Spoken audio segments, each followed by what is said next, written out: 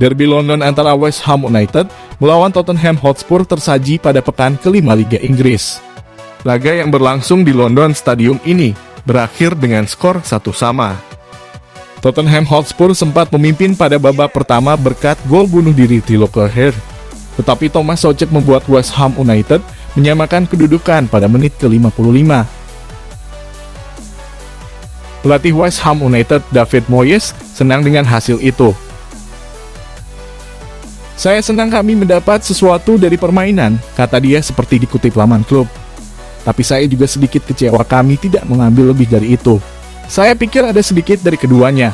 Ada beberapa hal bagus, beberapa hal tidak begitu bagus, tapi secara keseluruhan saya senang kami mendapatkan sesuatu dari permainan." Moyes menilai timnya tampil lebih bagus dan berhak atas hasil lebih dari seri. Dalam laga itu, West Ham terlihat lebih kuat dan layak memenangkan laga ini.